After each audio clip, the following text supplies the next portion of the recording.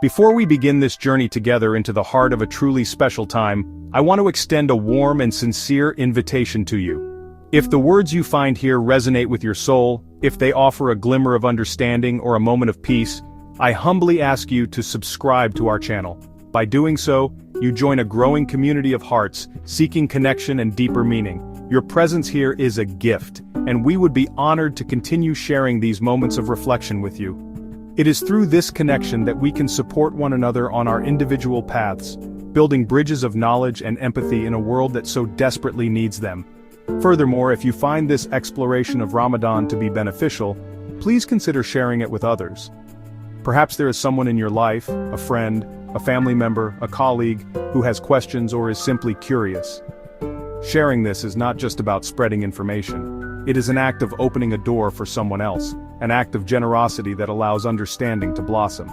And finally, if this message touches you, a simple like is a quiet but powerful way to show your support.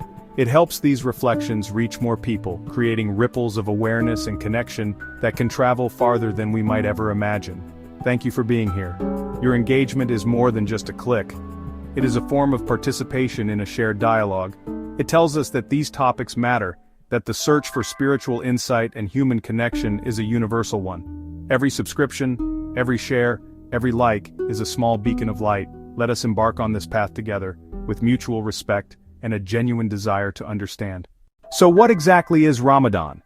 Ramadan is the 9th month of the Islamic lunar calendar, a name spoken with reverence and with love. It holds a unique and sacred place in the hearts of over 1 billion Muslims.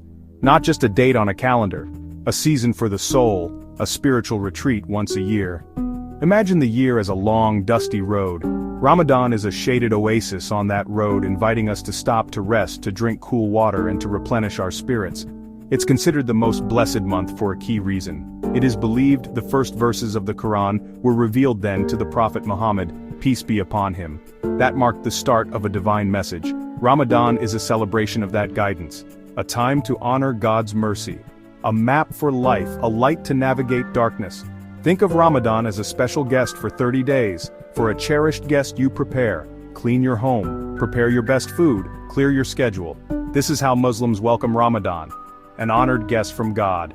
Its arrival calls us to clean our hearts from grudges and negativity, a chance to reset our internal compass and realign priorities with what truly matters. Ultimately, Ramadan is a divine invitation. Come closer to God. Now you might wonder why Muslims fast during this month. The act of fasting, or Sawm in Arabic, is one of the 5 pillars of Islam. It involves abstaining from all food, drink, other physical needs from the break of dawn until sunset. On the surface, it may seem like just an exercise in enduring hunger and thirst. But the secret of fasting goes so much deeper than the stomach. The physical fast is merely the outer shell of a much more profound spiritual practice. The real purpose of fasting is to attain taqwa, a beautiful Arabic word that means God consciousness, mindfulness, protective awareness of God in every aspect of our lives. When we willingly give up basic necessities, the small things we take for granted, like a sip of water, a bite of food, it reminds us of our complete dependence on God. In our daily lives, filled with comfort and convenience, it is easy to forget every blessing comes from Him. Hunger and thirst become our teachers, humbling us and stripping away the illusion of self-sufficiency. This temporary state of physical weakness forces us to rely on a greater strength, a spiritual fortitude that can only be found by turning our hearts towards our Creator. Fasting is also a powerful tool for developing empathy and compassion. When we experience the pangs of hunger, even for a short period, our hearts are softened towards those who experience this reality every day. It is one thing to know intellectually that people are starving in the world. It is another thing entirely to feel a faint echo of their suffering in our own bodies.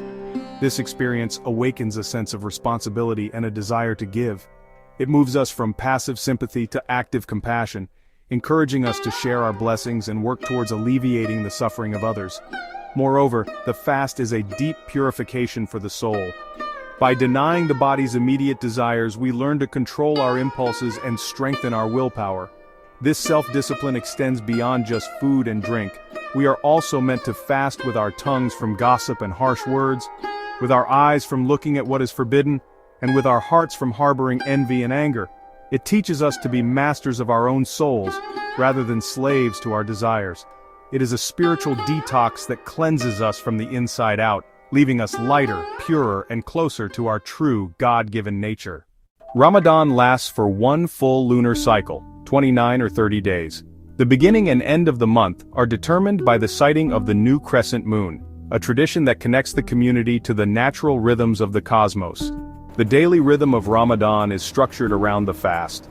The day begins before the sun rises with a pre-dawn meal called suhoor. This meal provides energy and strength needed to sustain the long hours of fasting.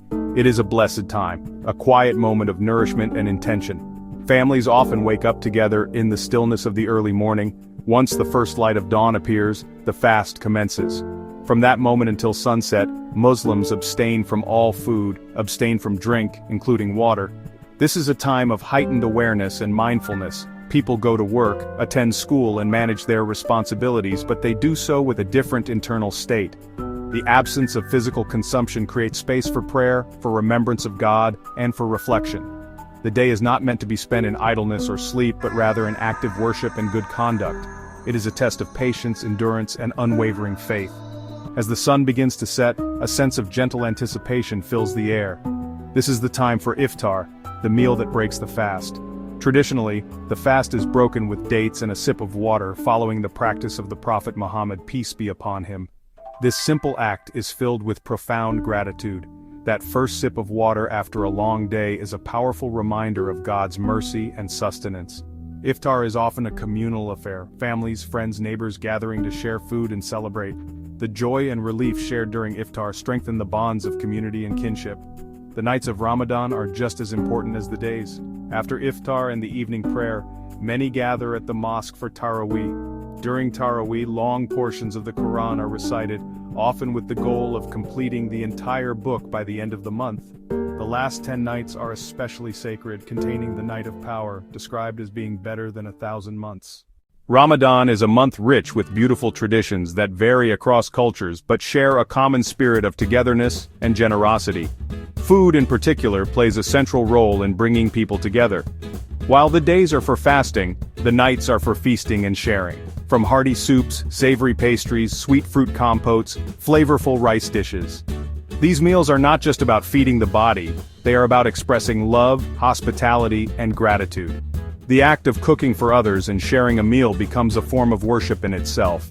Family gatherings are the heart and soul of Ramadan's social fabric. The month brings extended families together more often. Homes are filled with conversation, laughter, and children playing. Iftar becomes a daily reunion to reconnect and strengthen family ties. Grandparents, parents, children gather around the table. They share food, stories, and experiences. These gatherings create lasting memories and reinforce kinship. Another beautiful tradition is sharing with neighbors and the wider community. People prepare extra food for iftar and share it with those living nearby, regardless of their faith. Plates are exchanged, creating neighborhood camaraderie and goodwill. Many mosques and community groups host free community iftars. This breaks down social barriers and fosters a unified community where the rich, the poor, the stranger, the friend, sit side by side to share in God's blessings. The visual and sensory atmosphere of Ramadan is a cherished tradition. Streets and homes are decorated with lanterns, crescents, and stars, creating a festive ambiance. The soft glow of a fanus is a beloved symbol. The call to prayer at sunset, the scent of special foods being prepared, and people heading to the mosque for night prayers. These traditions express the inner joy and reverence of the month. At the very core of the Ramadan experience is a deepened connection to prayer and personal reflection. While prayer is a daily obligation, during Ramadan it takes on a heightened significance. The month is a training ground to improve sincerity in our prayers, to move beyond mechanical ritual and find a heartfelt conversation with our Creator. The 5 daily prayers become anchors, moments of spiritual renewal providing strength and solace. Each prayer is a chance to pause from worldly affairs, recenter our focus and remember our ultimate purpose, worship of God. As mentioned, the nights are illuminated by Taraweeh prayers. These congregational prayers bring the community together. Standing shoulder to shoulder, listening to Quranic recitation creates unity and shared purpose. The rhythmic bowing, the prostrations in unison, show collective submission.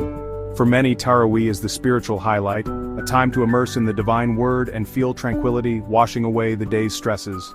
Ramadan is tied to the Quran. Emphasis is placed on reading, reciting, and reflecting on its verses. Many aim to read the entire Quran over 30 days. It's not a race, but a reconnection with the divine message. Ponder meanings, seek guidance, let its words heal and transform the heart. The Quran is like a love letter from God. Ramadan is when we open it and listen. Beyond formal prayer, Ramadan is for deep reflection and dua. Quiet moments of the fast, stillness of the pre-dawn hours, sacredness of the last 10 nights are opportunities for introspection. Take account of your life, recognize faults, sincerely ask for forgiveness and guidance. Pour out your heart to God, share your hopes, your fears, and your deepest desires. Turning to God in vulnerability and sincerity is the essence of worship and builds an intimate relationship with the divine. This intimate connection with the Creator through prayer, Quran, and personal reflection transforms the month from mere ritual observance into a profound spiritual journey. The goal is not just to complete the month but to emerge from it spiritually renewed with a stronger connection to God that will sustain us throughout the year. One of the most profound lessons embedded in the heart of Ramadan is the importance of charity, generosity, and compassion. The month acts as an annual reminder, our blessings aren't just for us to hoard, they are a trust from God to be shared with those in need. The experience of fasting cultivates empathy, and this empathy is meant to be translated into action. The Prophet Muhammad, peace be upon him, was known to be the most generous of people. His generosity would increase even more during Ramadan, like a fast-blowing wind that reaches everyone. This sets the example for Muslims to open their hearts and their hands during this blessed month. There is a special obligatory charity associated with the end of Ramadan, known as Zakat al-Fitr. This is a small donation given on behalf of every member of the household, including children, before the Eid prayer. Its purpose is to purify the one who was fasting from any indecent act, and to purify from any indecent speech they may have committed, and to provide food for the needy so they too can celebrate the day of Eid with joy and without want. This beautiful act ensures the celebration at the end of the month is inclusive so that the entire community, rich and poor alike, can share in the happiness of Eid. Beyond the obligatory Zakat al-Fitr, Ramadan is a time when voluntary charity or sadaqah is highly encouraged. Mosques and charitable organizations run campaigns to raise funds, feeding the hungry, providing clean water, sponsoring orphans, building schools, building hospitals. Muslims are motivated by the belief that the rewards for good deeds are multiplied during Ramadan, so they hasten to give from what God has given them. This creates a massive global wave of generosity that brings relief and hope to millions. It transforms the personal spiritual journey of the fast into a collective force for social good. Ultimately, the emphasis on charity in Ramadan teaches a fundamental spiritual truth, that true wealth is not in what we accumulate, but in what we give away for the sake of God. It purifies our wealth and detaches our hearts from the love of material possessions. The act of giving cleanses the soul from stinginess and greed, replacing them with compassion and gratitude. It is a practical demonstration of our faith, showing trust in God as the ultimate provider, and that we see ourselves as caretakers of His creation, responsible for one another's well-being. Narrator.